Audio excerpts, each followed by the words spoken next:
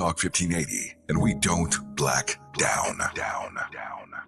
The IRS finally caught up with Louie. I hadn't paid my taxes in 8 years. I owe the IRS a lot of money. Louie was in deep trouble. We're going to take your house, put a lien on your bank account, garnish your pay. They don't care. They're going to take your paycheck. Louie found out about Optima Tax Relief, the leading tax resolution firm. A-plus rated by the Better Business Bureau, they've resolved over $1 billion for their clients. Optima Tax, they help me. They calm me down. They make me feel comfortable, and I trust them. Louie has a lot to be thankful for. I don't owe the IRS anymore, and I'm able to live a comfortable life, a lot better life. It was because of Optima Tax. For tax help you can trust, call Optima now for a free consultation. Take it from Louie. If you owe the IRS, don't go it alone.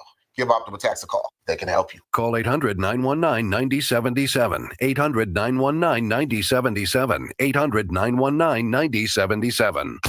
Optima Tax Relief. Testimonial from an actual client. Some restrictions apply. For complete details, please visit OptimaTaxRelief.com. We've got a lot to talk about. I'm Reverend Gerald, the life coach. Is someone you love struggling with addiction and mental illness? Is improving your family's health important? Want to leave a legacy that your family can grow? Are you ready to enhance your perception of life experiences? Then wake up weekends at 7 a.m. with Urban Family Focus and get the wisdom, opportunity, resources, and motivation to live your best life. Join the conversation on Urban Family Focus Saturday and Sunday at 7 a.m. Unapologetically progressive. KBLA Talk 1580. We've got your black. During this time, it's important for everyone.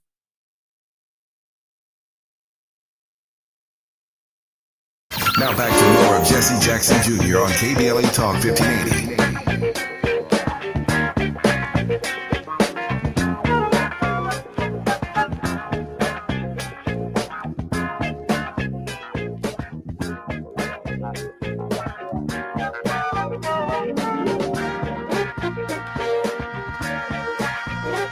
I'm Jesse Jackson Jr. Welcome to the Jesse Jackson Jr. Show. It has been 100 days, 99 specifically, 100 tomorrow, days of Donald John Trump. And he has come after everyone and everything since Reconstruction. But one of the things that he came after, and then he had to pivot away from what he came after, was the significance of what happened on February 1st, 1960, in Greensboro, North Carolina, when 4 students from North Carolina A&T sat in. My very special guest is the son of one of those luminaries, Franklin McCain Jr., also the founder of the International Civil Rights Museum. One of the co-founders, Melvin Skip Alston, will share with us in just a few moments about the significance of why this location was important to African-American history. Frank, you were sharing with us before the break the significance of that moment from your father's insights. Yeah, sure. Are you still able to hear me? Yes, sir, I can.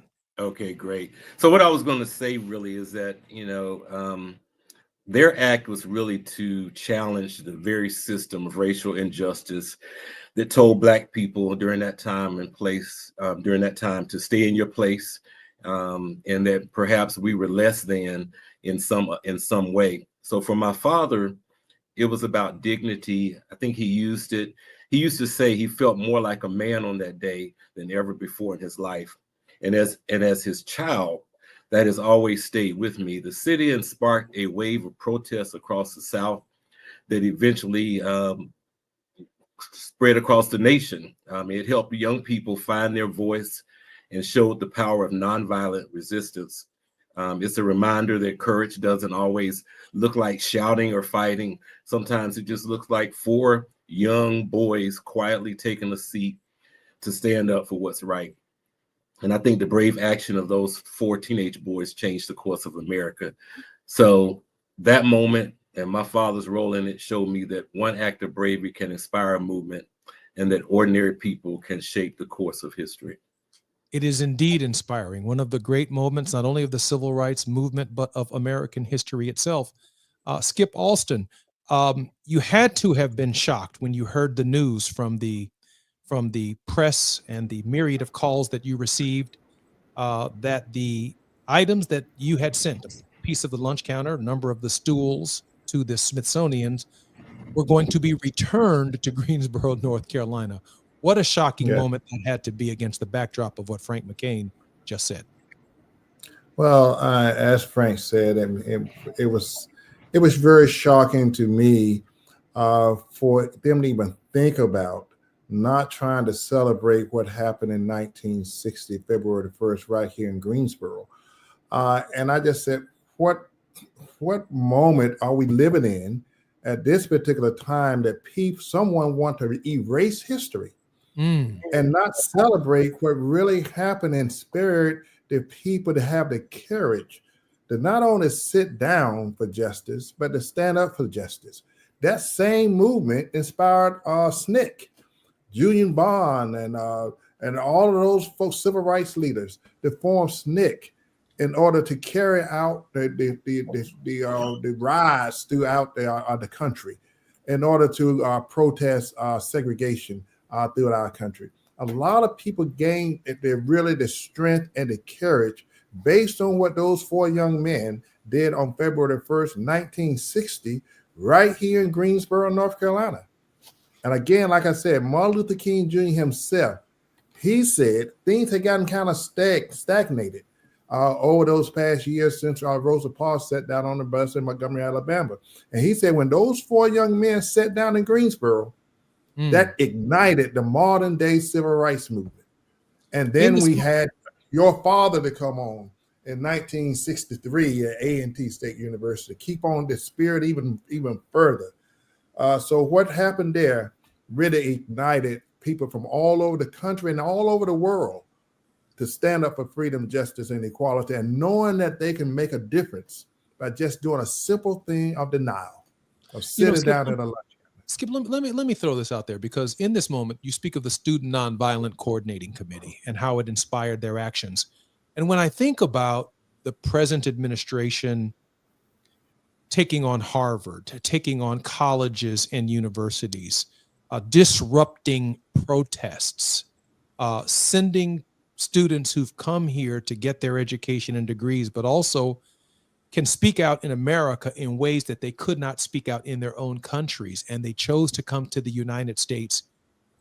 The movement on February 1st in 1960 inspired global activism amongst students everywhere, and it just seems like for them to pick February 1st, 1960, that it coincides with their deportation of activists around the country on many different issues that were profoundly inspired by this moment. Skip, your thoughts about the parallel. Let me recognize, I know Earl Jones. Earl Jones tells the story, my co-founder of the National Civil Rights Center Museum, on how what happened on February the 1st ignited protests around the world. Can I pivot to him? And absolutely. He tells it so well, and it's very factual. It's very inspiring. So when I was in college, when I was in college, Earl Jones was one of the great local community activists, but also grew to national prominence. Very close to my father, very close to the movement, and very close to all that took place. And it's part of his legacy, as well as the legacy of Skip Alston, for determining that this location ought to be memorialized. And obviously, Frank McCain's father made it all possible. Earl, let's pivot to you. And well, first of all, Skip is very modest. He can explain it as well as I can. Yeah, what was, I guess, unique that people forget is that Martin Luther King, Reverend Dr. Martin Luther King, of course, the whole ideology of civil disobedience was started with Lark and, of course, Gandhi in India. And it was a perfect strategy for to try to kill off Jim Crow here in America. But once those four young men sat down, not only did America stand up against Jim Crow segregation, but the entire world stood up. The students and citizens in South Africa stood up against apartheid, and they sit in and sang, "We shall overcome." In Poland, the Winska, when the communist regime was challenged, the people sang, "We shall overcome." Marcos in the Philippines, the people sang, "We shall overcome." And what people don't know, and this is world history, and that's why we call it the International Civil Rights Center Museum, is that when Ronald Reagan went over to Germany and said, Mr. Gorbachev, tear down this wall. Well, Joseph Lowry and other civil rights leaders had been there 2 years earlier, training the citizens in West Berlin, the strategies of nonviolence and sit-ins as a strategy to bring down oppressive regimes and dictatorships. So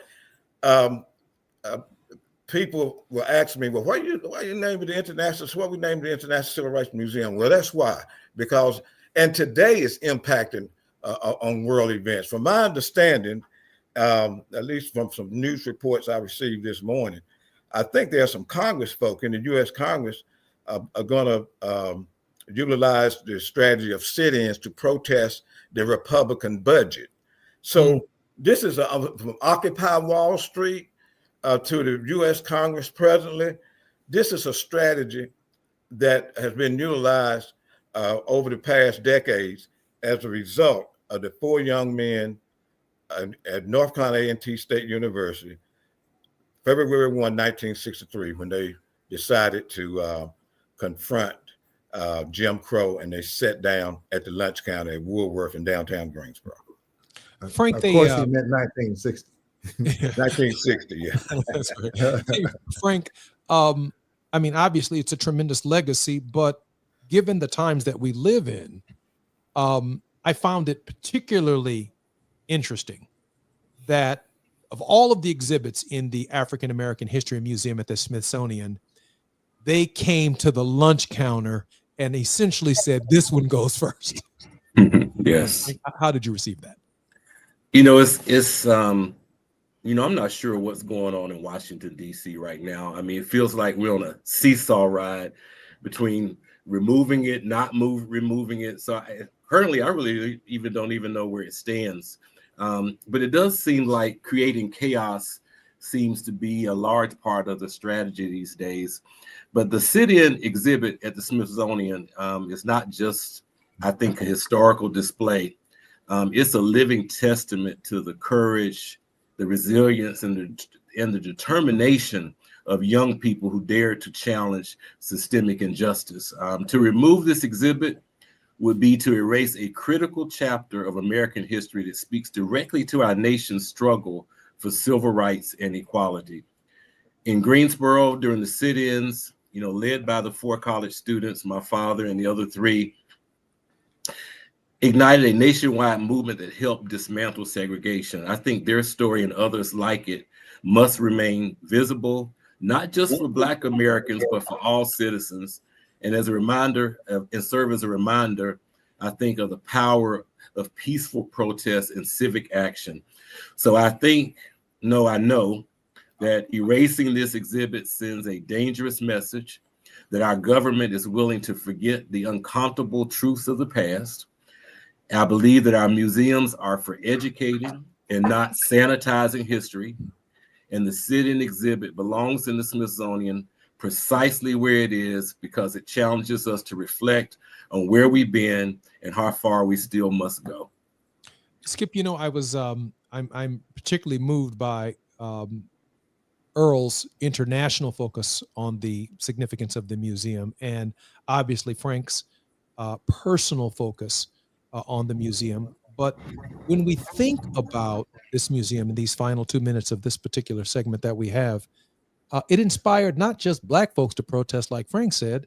I mean, students at Jackson State, students at universities around the country, even at Kent State, they followed in the Vietnam War. They followed our protest, our method of protests, and they changed with moral authority the very direction of the nation itself. We have to recognize the fact that human beings have conscience.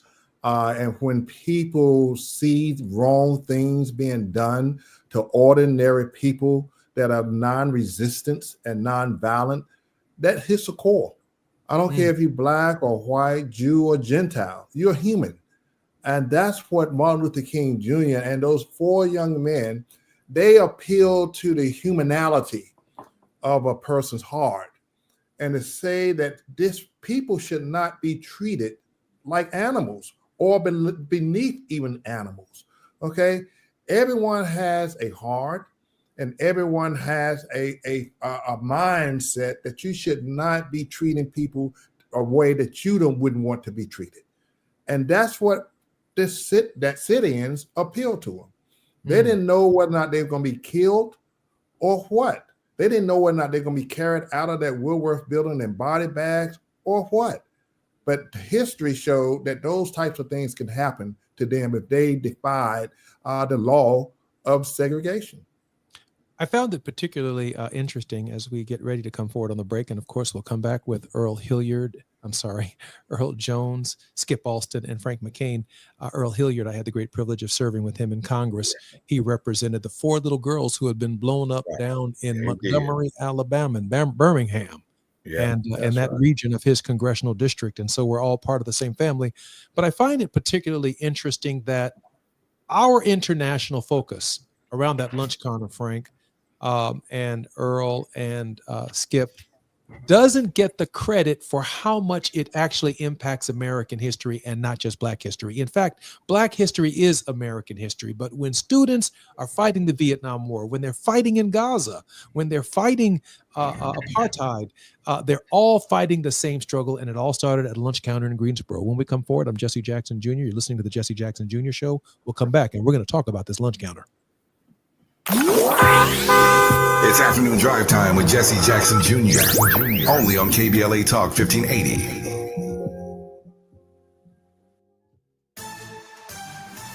I'm Amber Payton with 4 Things You Should Know with BIN News. Black Los Angeles Mayor Karen Bass plans to merge the fire department's DEI bureau into its professional standards division, calling it a reorganization, not a political move.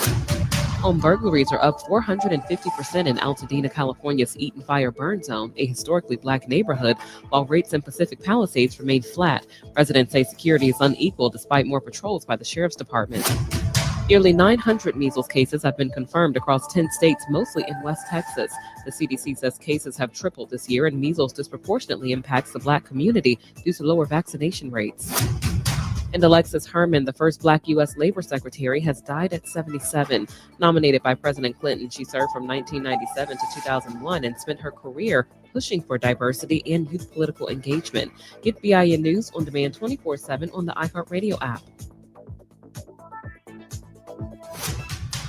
The Crohn's and Colitis Foundation has been at the forefront of inflammatory bowel disease research and care for over 50 years. Learn more about research, education, and support at Crohn'sColitisFoundation.org.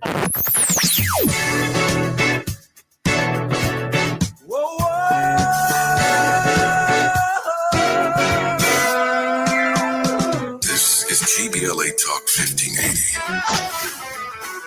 Talk radio. That's music to your ears.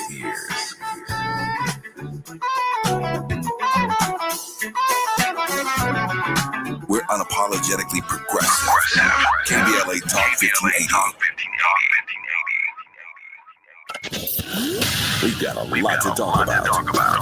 I'm Reverend Gerald, the life coach. Is someone you love struggling with addiction and mental illness? Is improving your family's health important? Want to leave a legacy that your family can grow? Are you ready to enhance your perception of life experiences? Then wake up weekends at 7 a.m. with Urban Family Focus and get the wisdom, opportunity, resources, and motivation to live your best life. Join the conversation on Urban Family Focus Saturday and Sunday at 7 a.m. Unapologetically progressive. KBLA Talk 1580. We've got your black. During this time, it's important for everyone to know your rights. The 4th, 5th, and 6th Amendments in the U.S. Constitution protects every one of us, regardless of immigration status. The 4th Amendment requires a judicial warrant to search your home. The 5th protects your right to remain silent. And the 6th gives you the right to an attorney. Just remember, no warrant, no key. My privacy. You don't have to speak. No. 5, 6. No lawyer inside. Don't say a thing. Yeah, we all got rights. Hey, we all got rights. KBLA Talk 1580 and the California Black Chamber of Commerce invite you to the Small Business Development Workshop, How to Do Business with California Government, on Thursday, May 15th at Victory Park in Pasadena, 2575 Paloma Street. Get certified and register as a new bidder. Sell products and services to the state. Learn about pre-bid events and more. And it's all free. All you have to do is sign up at www.calbcc.org. That's www.calbcc.org. Registration for the Small Business Development Workshop, How to Do Business with California Government, begins at 9 a.m. and the workshop concludes at 1 p.m. on Thursday, May 15th at Victory Park in Pasadena, 2575 Paloma Street. This is a community call to action from the California Black Chamber of Commerce and KBLA Talk 1580.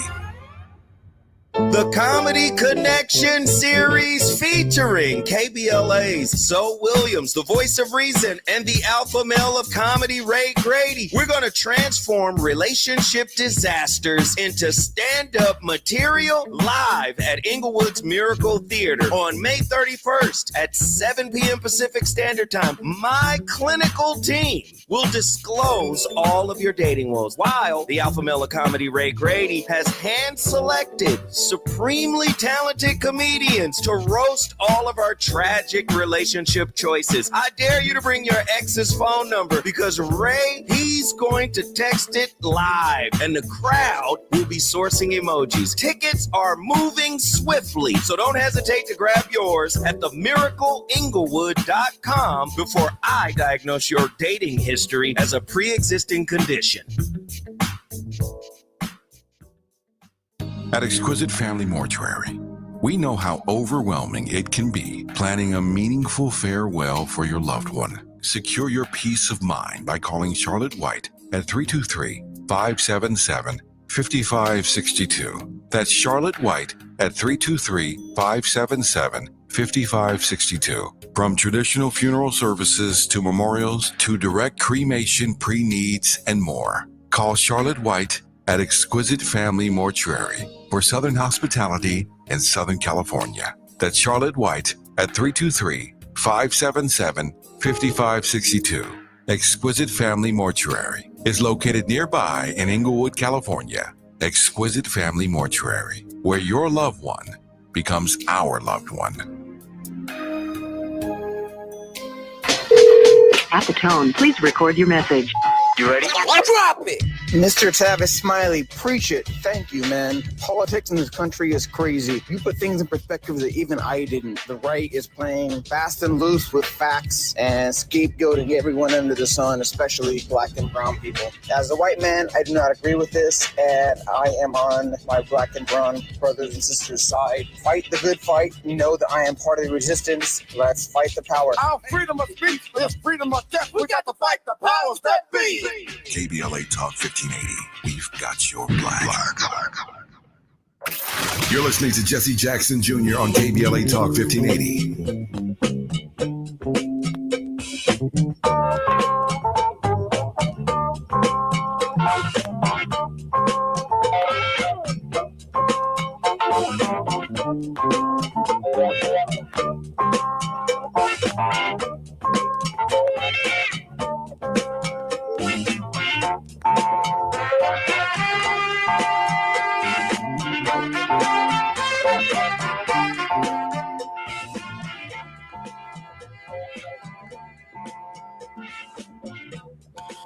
I'm Jesse Jackson Jr. Welcome forward to the Jesse Jackson Jr. Show. My very special guests are Earl Jones, former Democratic member of the North Carolina General Assembly.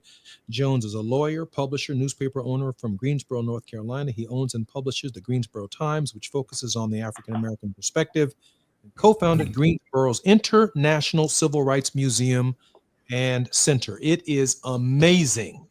If you are in Greensboro, you need to make it a point to go by Greensboro and see the old Woolworths Museum.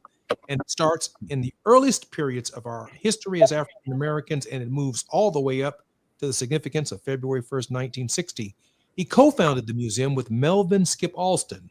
Chairman Alston has proudly represented the residents of District 8 of Guilford County commissioner since 1992. His historic election as the board's first African-American chairman in 2002 underscored his commitment to equity and inclusion. Over the years, he's worked tirelessly to address the needs of his constituents, focusing on economic development, affordable housing, and improved access to care. All of these men have extraordinary resumes that I could read for hours. They work with the NAACP, but I want to talk with them today about the significance of what transpired this week. And at some point in time, I plan to have each and every one of them back on individually for their own hour, because they both, indeed all three of them, have an extraordinary contribution to make. And none other than my classmate, Frank McCain, whose father was one of the Greensboro Four. His membership includes being a former board member of the International Civil Rights Center and Museum. I want to dive right back into the conversation. Earl, just before the break, Skip was talking about how the sit-ins themselves provided us with an opportunity to actualize our faith. Fight for justice. In other words, we didn't have to separate our Christianity, our nonviolent, love your neighbor as yourselves Christianity from our struggle. I've had dozens of ministers on my program, and I want you to help us understand the reconciliation of that faith. And then, Frank, how your father had to come to that as well. Well, our faith from the time we were kidnapped from the shores of Africa and brought here to America to work for 250 years free, our spirituality and our belief in our God has been what has sustained us through all of these years, and which has brought us to where we are now, where we have killed off Jim Crow. We've gained Black political power. You know, we had a president of the United States, Afro-American, and throughout this country, you have county commissioners such as Skip Austin. You have Black city council members, members of the North Carolina General Assembly, state legislators, the U.S. Congress. So our faith has sustained us. And in slavery, the white slave master taught us, or began to allow us, I'll say, you know, because if you were to read, you couldn't read. So you could read the Bible. And some African Americans at the time could read the Bible, etc. And once you read the words, you understand, and Skip alluded to it earlier, you realize, you know, that applies to everyone. We're all humans. We're all children of God. We're equal in his eyes. And so that's what has sustained us. And to this day. And that's the secret weapon we have, our spirituality, our belief in justice and equality. But I did want to go back to something that you said before we took a break, real briefly. You had mentioned the student protests, the Trump administration coming after the university. So this is nothing new. I've been at North Carolina Central. I'm a little older than Skip and McCain by 10 or 15 years. But I was in college at North Carolina Central University from 1967, 1971. I participated in marches, and the sit-ins is what inspired, not only inspired us, but inspired the students at Duke University, the white students at Carolina. They participated in those marches. As a matter of fact, Howard Fuller and the late Ben Ruffin were the leaders of those marches. And when I say they participated at various schools in that area in a 25-mile radius, for the most part, most of the marches were predominantly African-American, but white students participated in some of the marches at different times. And the anti-war movement, I participated with Duke and Carolina students in the 1960s in the anti-war movement in that area. So, and Lewis Dowley, let me say that A&T State University, just as the Trump administration is trying to do today, intimidate the universities and get rid of DEI, et cetera, on and on. And you know the story regarding the attacks on Harvard University. Well, Lewis Dowley was under that same pressure in 1960 and 1961. He stood up against the North Carolina General Assembly. It was tougher for him to do that then than for some of these universities, especially universities like Harvard and Columbia and others. It was tougher for him to do that then than for them to do that now. So I just wanted to kind of lay out a little bit of history there of where we are. And one last thing, that's Jim.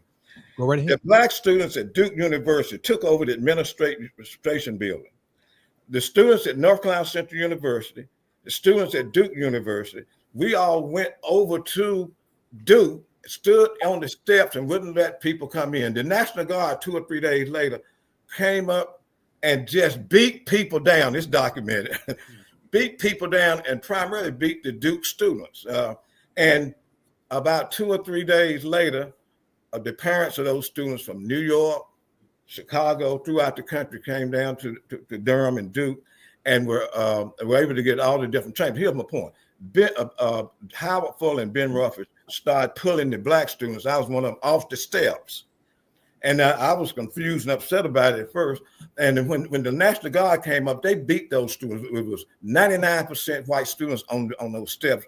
Wouldn't let them in to disrupt the protests of the black students inside. They were protesting for Black history courses. And but my point is this: once those parents came down to Duke, people were suspended, fired, etc. The students got everything they wanted. And I remember what Howard Fuller said at the time. About 2 or 3 days later, he said, "Let me tell you something. The reason I pulled you off those steps is, let's just be a lesson. In America, white blood is more valuable than black blood." But my point is that this is nothing new. You've had coalition and biracial protests, Vietnam War, the government against you, the police, the National Guard, So it's nothing new. And unfortunately, some of us, the baby boomers, are gone, but we're still around. Frank, we have about 1 minute before the break, and then I'm going to turn the balance of the program, a final 10 minutes, over to you and to Brother Skip. Frank, your father brought his faith to the lunch counter. That he did. I mean, my father grew up in Washington, D.C., and grew up of Baptist faith. He later became a Presbyterian, but his faith in God, I think, was what encouraged him and what told him that these 3 teenage boys could make a difference and that they were not alone, that they had a heavenly Father that was going to watch over them and guide them and order their steps. And so I am proud and I'm pleased that they were courageous enough to follow their faith and follow the word of their Savior, to say, we're going to go out here and we're going to try to make a difference. And I'll talk a little bit more about it when we come back. I'm Jesse Jackson Jr., listening to the Jesse Jackson Jr. Show. That's a word right there. Our faith is going to carry us through Donald Trump. Our faith is going to carry us through the collapse of the federal government. When we come forward, we will hear from Franklin McCain, Skip Alston, and some final words from Councilman Earl Jones. I'm Jesse Jackson Jr. While you're stuck in traffic, we can at least bring you up to speed on the news of the day. You're listening to Jesse Jackson Jr. only on KBLA Talk 1580.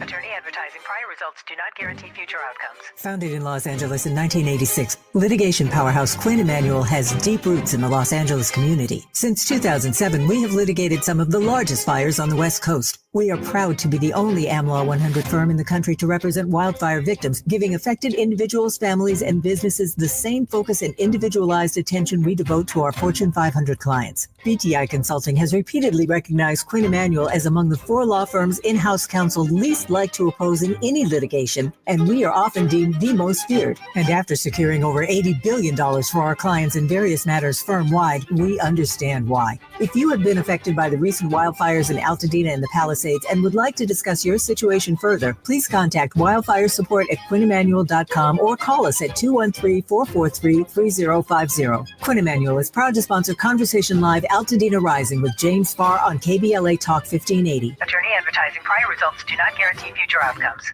During this time, it's important for everyone to know your rights. The 4th, 5th, and 6th Amendments in the U.S. Constitution protects every one of us, regardless of immigration status. The 4th Amendment requires a judicial warrant to search your home. The 5th protects your right to remain silent. And the 6th gives you the right to an attorney. Just remember, no warrant, no key, my privacy. You don't have to speak. No lawyer inside. Don't say a thing. Yeah, we all got rights. Hey, we all got rights. Chuck McDowell here. If you were misled or lied to in any way when buying a timeshare, right now is your wake-up call. With the tariffs, economy tanking, and inflation rising, you might need to ask yourself this question. Is owning a timeshare a good idea? With all the economic uncertainty, you need to protect yourself and your family. Don't look back and say, if I'd have only got rid of that stupid timeshare they lied to me about. It's time to stop thinking about canceling your timeshare and finally get rid of it and be smart with your money. At Wesley Financial Group, we've saved 48,000 families an average of $65,000 in lifetime payments. Give us a call. I guarantee if we take you as a client, we will cancel your timeshare permanently or you'll pay nothing. Call Wesley for your free timeshare exit kit. 800-954-3322. 800-954-3322. 800-954-3322. Hear that? That's the sound of your life. Perfectly imperfect. Beating in rhythm to the world you've created. But every time you drive after drinking, the music gets drowned out. Your life sounds pretty great. Don't let a buzz ruin it. Buzz driving is drunk driving. Don't drive buzzed. A message from Nitsa in the Ad Council. KBLA Talk 1580. We've got a lot to talk about. Imagine a Los Angeles where everyone can thrive, where communities have access to the resources they need to succeed. That's the vision of Detours Mentoring Group, Inc. They're dedicated to improving life in LA County by providing educational support, employment assistance, and spaces for community engagement. By 2050, they want LA to be the best place to connect, create, learn, live, and play. They're working toward an education system that's well-resourced and culturally responsive, becoming a hub for artists and innovators, and making sure everyone has access to healthy food, quality healthcare, and safe housing. It's about building a future where we all have the chance to succeed. We invite you to learn more about their mission and get involved with Detours Mentoring Group, Inc. This is a community call to action from KBLA Talk 1580.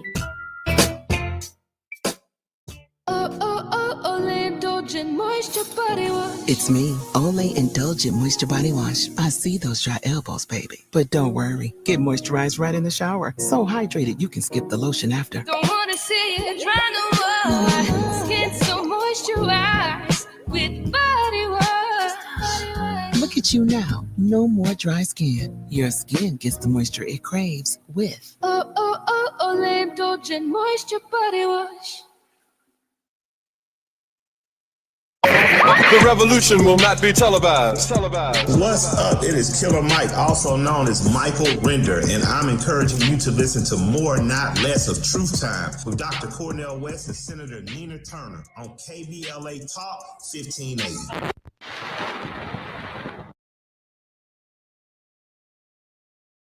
Testing. We're live from Chick-fil-A. This is Grant. And this is Laura. And a little thing we love about the Chick-fil-A Smokehouse Barbecue Bacon Sandwich is that sweet bun. And that chicken filet was perfectly crispy and soft at the same time. And that Smokehouse Barbecue sauce, it's a lot of fun. And the brown sugar bacon definitely had a little bit more pizzazz. Also, the Mac, one of the all-time greats. Man, I'm getting hungry.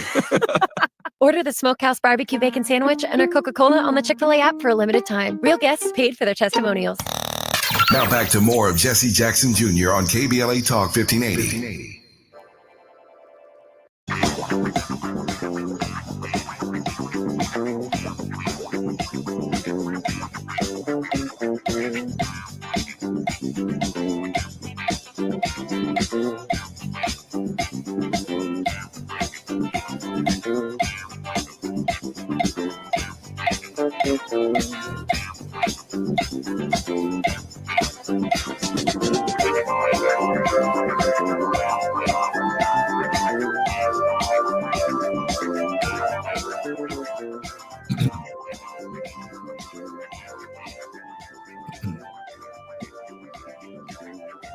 I'm Jesse Jackson Jr. Welcome forward to the Jesse Jackson Jr. Show. My very special guests have been Franklin McCain Jr., former Rep. Earl Hilliard, and Melvin Skip Alston.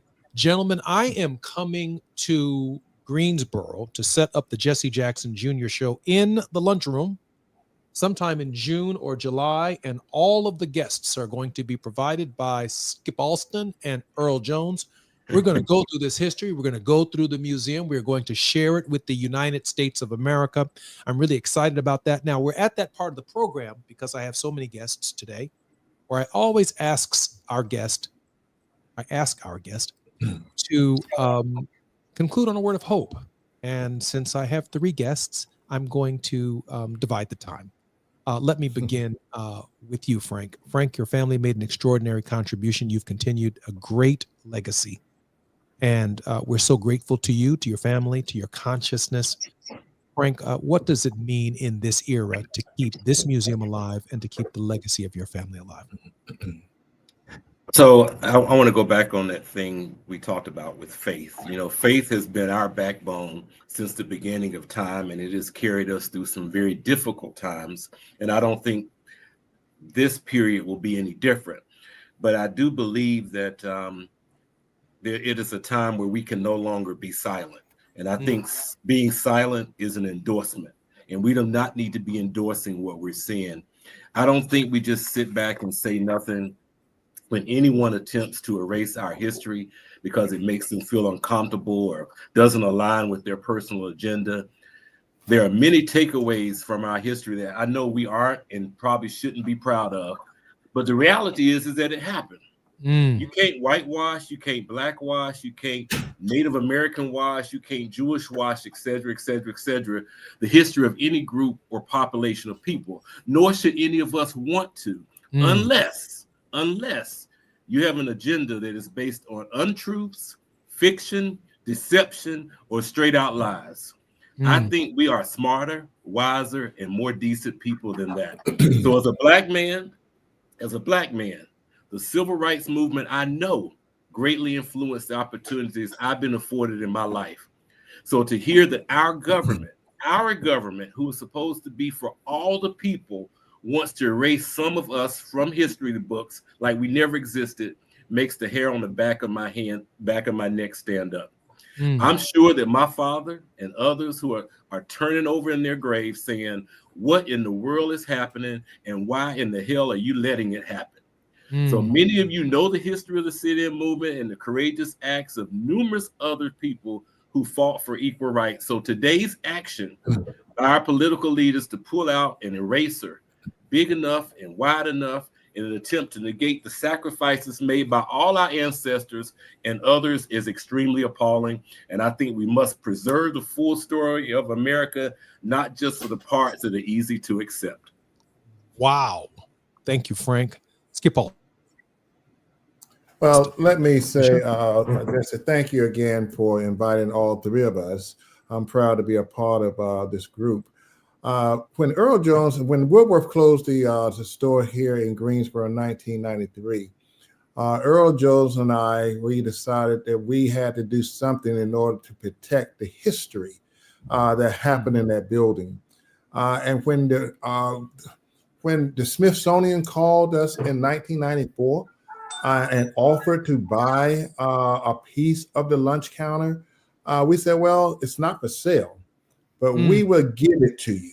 We would give you a 4-foot section of the stool and 4 of the counter and 4 other stools if you promise to put it in a very prominent place in the Smithsonian. And the only thing we ask is that you put a plaque beside it where the historic sit-ins took place in 1960, where this lunch counter and these stools came from. Now it's open in Greensboro as an International Civil Rights Center and Museum. And when we opened up in 2010, that's exactly what they did. Now, what happened thereafter, we've been open now for 15 years.